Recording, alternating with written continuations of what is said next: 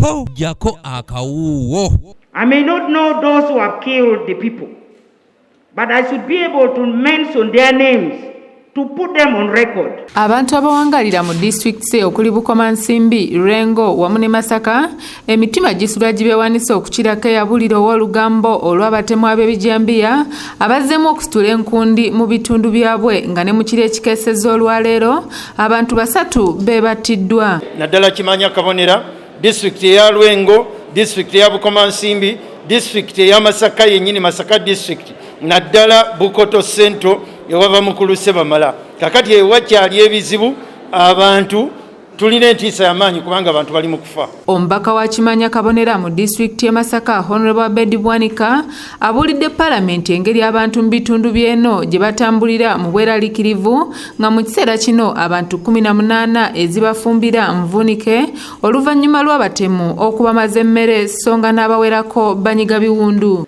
Right Honorable Speaker, in the past 2 months our people have been murdered, a good number of them, and others have been left hospitalized.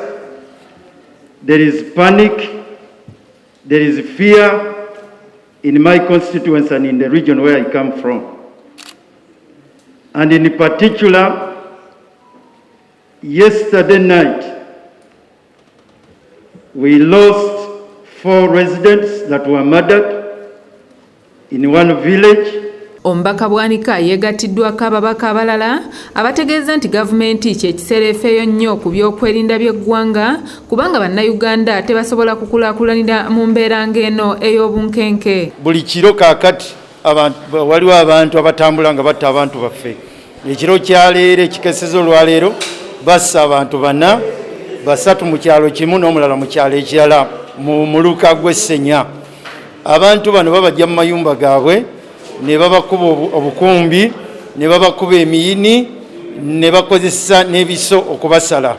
Olunaku lw'eggulo bassa omutuuze waffe ayitibwa Mbaziira era mu parish ey'Ekingo n'omulala naye yagendedde ku bisago. Ate olunaku olwakeesa olwa 22 batta omutaka waffe wa myaka 9 mukulu Mukasa ne bamutta Edirisa naye mu nkola y'emu. Ku nsonga eno ey'ebijambiya minisita w'obutebenkevu Honorable Jim Muhwezi Katugugu agumizza abantu b'eno abasula ku bunkenke ti gavumenti yakuvayo n'alipoota ku butemu obugenda mu maaso mu bitundu bino. Yes, we have heard of some insecurity in Masaka.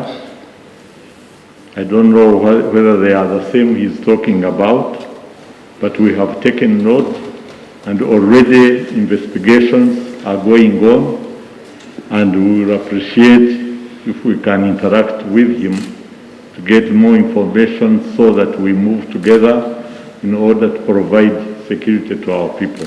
Guno gwe mulundi ogwokubiri nga abatemu ab'ebijambiya balumba abantu mu districts okuli Bukomansimbi, Rengo ne Masaka wabula ng'ekyewuunyisa abatemu basooka kusuula bipapula ebirabula abo be bagenda okusaanyaawo.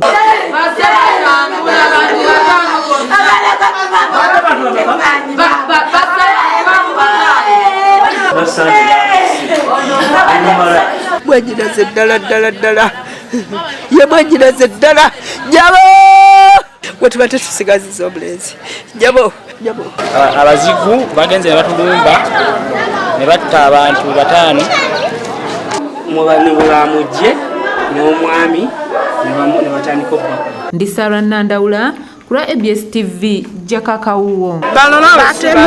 Batemu basusana mukyala temu bakati bagenze